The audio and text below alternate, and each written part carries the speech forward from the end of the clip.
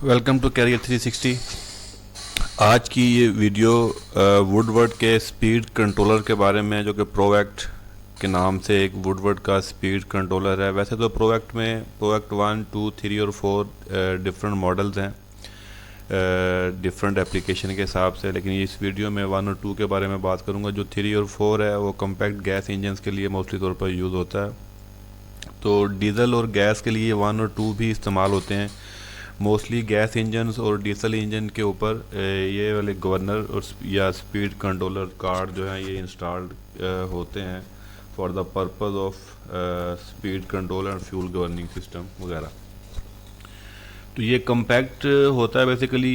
ये आगे कवर के साथ ये बॉक्स अप किया होता है। अगर कवर को रिमूव करेंगे तो नीचे से आपको इस तरह का जो गवर्नर है वो मिलेगा, और एक्चुएटर भी इसके साथ लिंक्ड होता है, और एक एमपीयू सेंसर। क्योंकि आपको पहले भी डिफरेंट वीडियोस में ये इन्फॉर्मेशन मिली होगी कि मोस्टली जो स्पीड कंट्रोलर्स या गवर्नर्स होते हैं वो बेसिकली 3 जो एलिमेंट हैं उनका कॉम्बिनेशन होते हैं, जिसमें जो है एक स्पीड कंट्रोलर कार्ड होता है, एक एक्चुएटर मोटर होती है, और एक तीसरा मैग्नेटिक पिकअप यूनिट होता है, एक सेंसर होता है जो कि फीडबैक सेंसर भी कहलाता है, जो कि एक फीडबैक एक वोल्टेज की सूरत में फीडबैक सिग्नल देता है, जिससे स्पीड को वेरीफाई किया जाता है।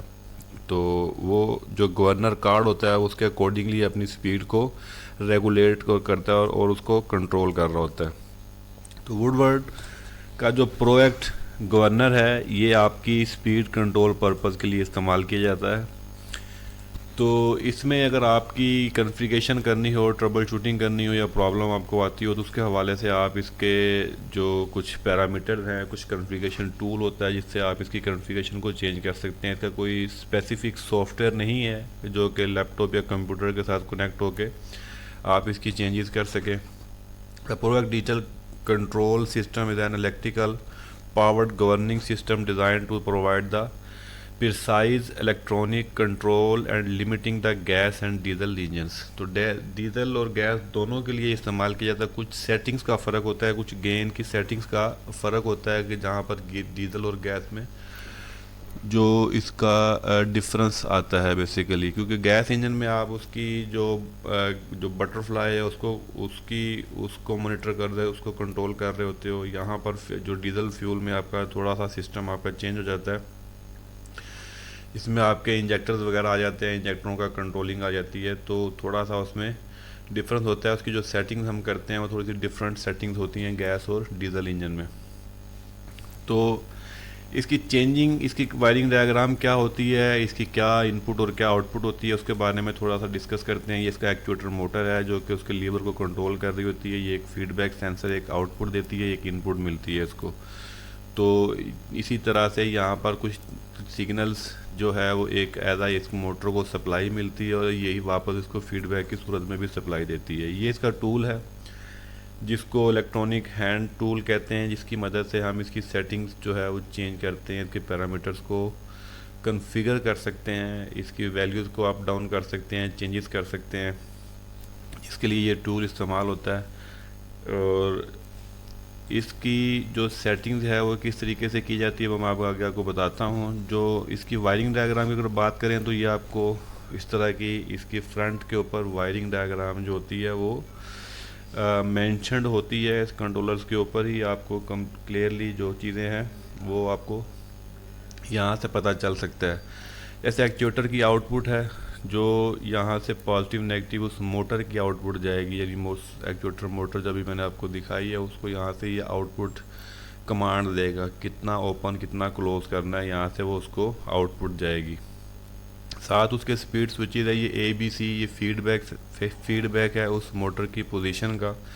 यहाँ पर आपको फीडबैक मिलता है जो कि मोटर आपको एक आउटपुट फीडबैक की मद में 3 पोजीशंस आपको दे रही हैं। तो ये भी अगर आउट हो तो भी आपकी जो है वो सही तरीके से काम नहीं करेगा गवर्नर आपका, और जो आपका जो स्टार्टिंग में प्रॉब्लम आ सकती हैं, आपका जो स्पीड कंट्रोल नहीं हो सकती, समटाइम स्टार्ट ही नहीं हो पाएगा अगर आपने ये जो स्पीड जो स्विचेस की जो फीडबैक है ये अगर आपने गलत लगाई है। तो फॉल्ट लैंप है, यहाँ पर आपको इंडिकेशन मिलती है फॉल्ट लैंप के ऊपर। इसके आगे आपका ये RS422 ये 9 पिन वाला डी टाइप कनेक्टर होता है। यहाँ पर आप वो हैंड टूल जो है उसको जो इंसर्ट कर सकते हैं, तो जिससे मेन मकसद है आपकी सेटिंग्स, कॉन्फ़िगरेशन और उसकी जो एडजस्टमेंट जो होती है डिफरेंट पैरामीटर्स की। स्पीड सेंसर 8 और 9 नंबर पर आप MPU जो सेंसर है उसकी इनपुट यहाँ पर आती है। एक्सिलरी इनपुट है 9 और 10 के ऊपर आप इसको डिजिटल जो इनपुट है वो दे सकते हैं, एनालॉग इनपुट दे सकते हैं, जो आप यहाँ से स्पीड कंट्रोल कर सकते हैं। और स्पीड रेफरेंस है डिफरेंट सेगमेंट के लिए 4 to 20 मिलियन का। अगर आपको स्पीड रेफरेंस चाहिए तो आपको 11 और 12 पर वो मिल जाएगा। आपका ड्रूप की जो है आइसोक्रोनस और ड्रूप की जो 13 नंबर पर आपकी इनपुट है। आइडल रेटेड जो स्पीड है उसकी 14 नंबर पर आपको इनपुट मिलेगी। जो डिजिटल इनपुट है स्पीड अप डाउन करने के लिए, कुछ जो सिंक्रोनाइजेशन और लोड शेयरिंग के पर्पज़ के लिए आप इसमें डिजिटल इनपुट्स भी यूज़ कर सकते हैं और एनालॉग इनपुट भी यूज़ कर सकते हैं। एनालॉग इनपुट जो है वो आपको मिलेगी, इसकी जो एक्सिलरी इन है जो 9 और 10 के ऊपर मिलेगी, ये एनालॉग है। 0 to 5 वोल्ट आप यहाँ पर दे सकते हैं। और जो डिजिटल अगर आपके पास स्पीड अप डाउन या स्पीड लोअर राइज की जो अगर आपके पास आपके कंट्रोलर के पास आउटपुट है तो वो यहाँ पर इनपुट बन जाएगी। तो वो इनपुट आप इसको स्पीड अप डाउन करने के लिए सिंक्रोनाइजेशन और लोड शेयरिंग पर्पज़ के लिए दे सकते हैं। इसके बाद अगर आप रिमोट ऑन ऑफ का ऑप्शन है, इसके अंदर आपको डायग्नोस्टिक रिक्वेस्ट की एक इनपुट 90 नंबर में मिलेगी, रन स्टॉप का एक सिग्नल आपको मिलेगा और 21 और 22 के ऊपर इसकी अपनी पावर सप्लाई है, जो कि ये डीसी की सप्लाई आपको इन करनी पड़ेगी इसको एनर्जाइज करने के लिए, जो कि आपकी सप्लाई 24 वोल्ट की डीसी सप्लाई होती है, जो 32 वोल्ट तक 18 to 32 वोल्ट तक, क्योंकि 24 वोल्ट से 24-25 वोल्ट ही होते हैं आपकी बैटरीज के, तो इसकी जो लिमिट है तो 32 वोल्ट तक होती है। तो ये आपका बेसिक इसका वायरिंग डायग्राम है, जो कि बहुत सिंपल है और सादा है, इसमें ज़्यादा कुछ कॉम्प्लिकेशंस एज सच नहीं होती हैं। तो मेन जो कंसर्न है वो आपका MPU का सिग्नल है, वो आपने देना है फीडबैक सेंसर की आपकी केबल सही लगी हो और उसकी एक्चुएटर की जो आउटपुट है वो सही लगी हुई। 3 जो पॉइंट है ज़्यादा इंपॉर्टेंट रोल प्ले करते हैं आपकी इसके ऑपरेशन सीक्वेंस के साथ। यहाँ पर अगर आप देखें तो यहाँ पर आपको इसका डिटेल आप देख सकते हैं। ये स्पीड सेंसर, जैसे कि मैंने ये MPU की बात की है, ये 1260 AC वोल्ट, ये आप 8 और 7 पर अगर पीछे देखें तो मैं प्रीवियस जो है उस पर जाऊंगा तो आपको 7 और 8, ये आपको 7 और 8 जो है स्पीड सेंसर MPU सेंसर की इनपुट है। एक्सिलरी इनपुट है 0 to 5 वोल्ट आप दे सकते हैं, जो कि आप माइनस जमा वोल्टेज DC की इनपुट आप दे सकते हैं। 4 to 20 मिली एम्पेयर का उसी पॉइंट पर सिग्नल है आइसोक्रोनस की और ड्रूप की। तो ये 16 और 15 जो स्पीड एडजस्ट राइज, यानी ये डिजिटल इनपुट है, ये आप अपने कंट्रोलर से, जो आपका सिंक्रोनाइज़र है, आपका जो लोड शेयर कंट्रोलर है, वहाँ से आप इसको जो है वो पल्सिस की सूरत में जो सिग्नल देंगे स्पीड अप और स्पीड डाउन का, तो वो आउटपुट जो बेसिकली वहाँ से आएगी और इसकी इनपुट बनेगी।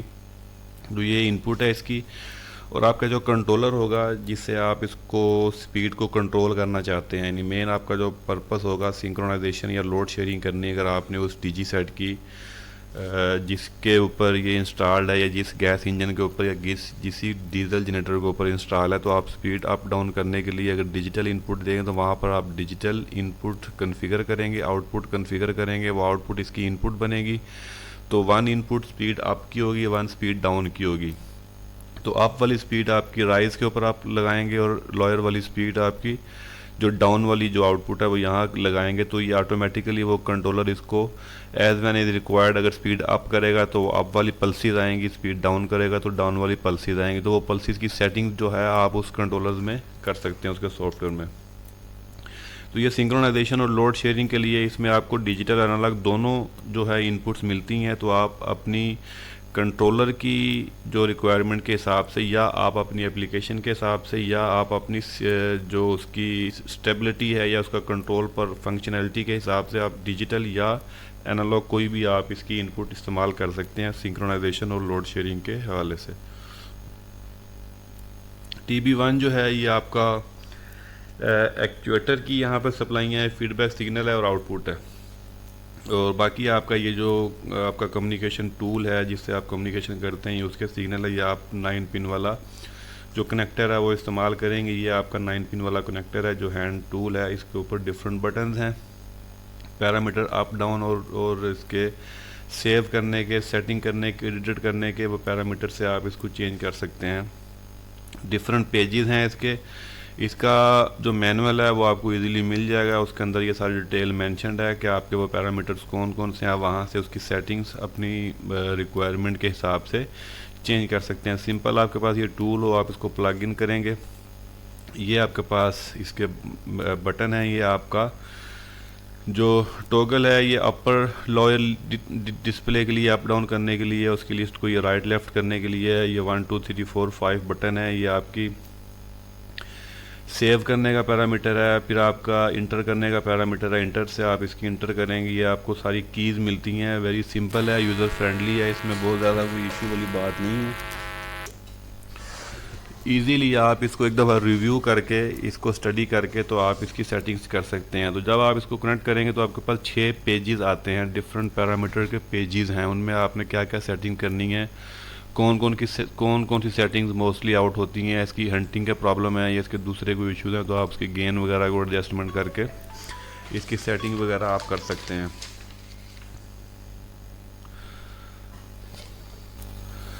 तो ये इसके जब आप कनेक्ट करेंगे तो आपके पास डिफरेंट पेजेस आते हैं। ये डायनामिक सेटिंग्स हैं। इसका ये मेन्यू फर्स्ट वाला जो पेज है, ये फर्स्ट मेन्यू आप कह रहे हैं इसको, ये आपको जो डिफरेंट गेन्स हैं, इसकी जो 3 पोजीशंस हैं, जो फीडबैक सेंसर देता है उसकी पोजीशन की सेटिंग्स आप यहाँ से करेंगे। ये आपके पास लो वैल्यूज़ की वैल्यू, ये आपके पास डिफ़ॉल्ट वैल्यूज़ हैं और ये हाई वैल्यूज़ हैं। आप कहाँ से कहाँ तक की सेटिंग्स कर सकते हैं। तो ये आप इजीली यहाँ पर इसकी गेन ए और बी और बी और पी और ए बी सी डी के डिफरेंट गेन्स की सेटिंग्स हैं वो आप यहाँ पर कर सकते हैं। ये लिंक्ड विद होता है आपकी जो उसका स्पीड रेगुलेशन है, आपकी जो हंटिंग के प्रॉब्लम आ रहे हैं, कुछ दूसरे इश्यूज आ रहे हैं, उसके साथ आपकी स्टेबिलिटी और गेन की जो रेशियो है, जो कंप्रेशन रेशियो है, गेन रेशियो है, इसको आप एडजस्ट कर सकते हैं। That is called the fine tuning of the आपका सिस्टम जो है, उसके जो रनिंग ऑपरेशन है, इससे आप फाइन ट्यून कर सकते हैं। ऐसे ही आपका ये 2 मेन्यू है, अल्टरनेटिव डायनामिक सेटिंग्स है। ये मोस्टली तौर पर डिफ़ॉल्ट सेटिंग होती है। आप डिफ़ॉल्ट सेटिंग को भी यूज़ करके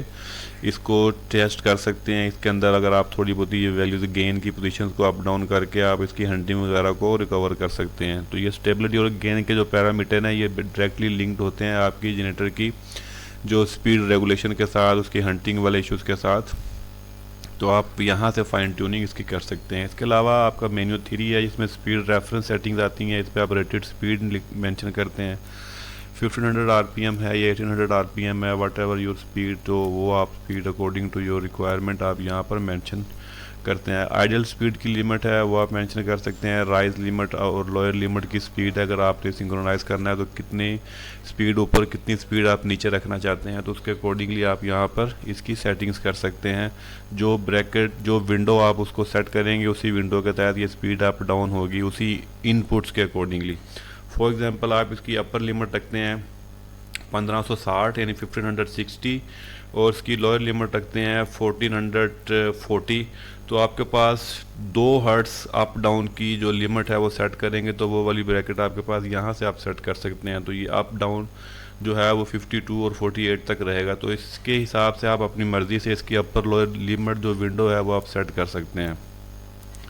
राइज लोअर रेट है वो पल्सिस जो रेट है उसकी आप सेटिंग कर सकते हैं। जो 20 मिली एम्पेयर का रेफरेंस है उसकी वैल्यूज़ आप यहाँ पर सेट कर सकते हैं, कितने आरपीएम के ऊपर, कितने 4 मिली के ऊपर कितना हो, क्योंकि 4 to 20 मिली एम्पेयर की वो इनपुट होती है। तो आप उसके अकॉर्डिंगली यहाँ पर उसकी सेटिंग 4 मिली एम्पेयर के ऊपर कर सकते हैं और 20 मिली एम्पेयर यानी लोअर लिमिट और हायर लिमिट, तो उसकी सेटिंग आप यहाँ पर इसकी कर सकते हैं। फिर ड्रूप की सेटिंग आप कर सकते हैं, कितने परसेंट आप ड्रूप रखते हैं। नॉर्मली 4 से 5-7% तक आप इसका ड्रूप जो है वो सेटिंग्स कर सकते हैं।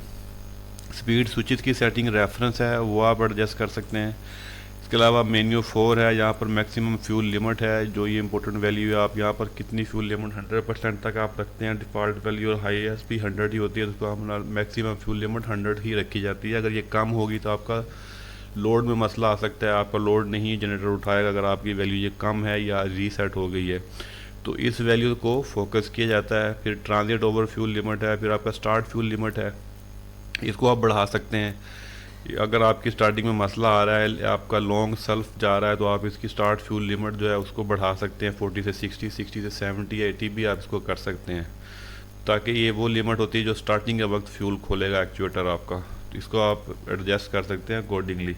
फिर टॉर्क लिमिट है, वो आरपीएम आप एडजस्ट कर सकते हैं। टॉर्क लिमिट बीपी है आपकी, तो टॉर्क लिमिट है, मैक्सिमम टॉर्क लिमिट है, इसको भी आप एडजस्ट कर सकते हैं। 90 डिफ़ॉल्ट वैल्यू, आप इसको 100 भी कर सकते हैं आप, अगर टॉर्क लोड के ऊपर कोई प्रॉब्लम आपको आ रही है तो ये मेन्यू 4 के बाद आपका ये मेन्यू 5 है, जो मॉनिटर मेन्यू है आपकी। स्पीड आरपीएम में है, स्पीड रेफरेंस आरपीएम में आप क्या क्या एक्चुएटर के आउटपुट परसेंटेज में शो करेगा आपको। एग्ली इनपुट वोल्ट है, ये वो पैरामीटर की सेटिंग है जो आपको मॉनिटर करेंगे आप, उसके पैरामीटर की ये सेटिंग है आपकी। उसके बाद लास्ट वाला मेन्यू, इसके अंदर मोस्ट इम्पोर्टेंट जो है आपका वो फ्लाई व्हील के टीथ हैं, वो आपकी सेटिंग ठीक होनी चाहिए। फ्लाई व्हील के टीथ की सेटिंग अगर आपकी आउट है या रीसेट हो गई है तो भी आपका स्टार्टिंग में मसला करेगा। आपके वो एमपीयू उस तरह के सिग्नल आपको नहीं दे पाएगा प्रॉपर, तो स्टार्टिंग का इशू आपके साथ आ सकता है। तो ये जो है बेसिकली आपकी फंक्शनैलिटी है, सेटिंग है, टेस्टिंग है इसकी, कि आप इसके हैंड टूल के साथ आप इसको कंट्रोल कर सकते हैं, इसको सेट कर सकते हैं पैरामीटर को। बहुत ज़्यादा कॉम्प्लिकेटेड चीज़ें नहीं है इसके अंदर, सिंपल चीज़ें हैं जो आप इजीली इसको सेट डाउन कर सकते हैं। ट्रबल शूटिंग में आप इसको डिपेंड करेगा, जनरेटर स्टार्ट नहीं हो रहा या लोड नहीं उठा रहा तो वो डिफरेंट ट्रबल शूटिंग हो सकती है। आपका फीडबैक का सिग्नल का मसला हो सकता है, एक्चुएटर का जो फीडबैक है उसका इशू हो सकता है। एमपीयू सिग्नल जो है उसमें प्रॉब्लम हो सकती है, फ्लाई व्हील के टीथ आपके आउट हो सकते हैं। तो ये केस टू केस डिपेंड करेगा आपको ट्रबल शूट करने के हवाले से। तो आप जब इसका कंप्लीट जो फिलॉसफी है वो अगर अंडरस्टैंड कर जाएंगे तो आप इसको ट्रबल शूट भी बड़े इसी तरीके से कर सकते हैं। फर्दर मोर इसका ऑपरेशन मैनुअल आप डाउनलोड कर सकते हैं, उसके अंदर डिटेल आपको मेंशन है, आपका कैलिब्रेशन और कॉन्फ़िगरेशन के हवाले से मज़ीद वहाँ से हेल्प ले सकते हैं। फिर भी आपकी कोई क्यूरी हो, आप कुछ मज़ीद समझना चाहते हैं या जानना चाहते हैं इसके बारे में आसान शब्दों में, तो आप कमेंट सेक्शन पे कमेंट कर दीजिएगा, तो आपको वहाँ पर हेल्प आउट करने की कोशिश की जाएगी। मिलते हैं किसी अगली शानदार वीडियो में, तब तक के लिए अपना ख्याल रखिए। Wish you all the best of luck. अल्लाह हाफिज़।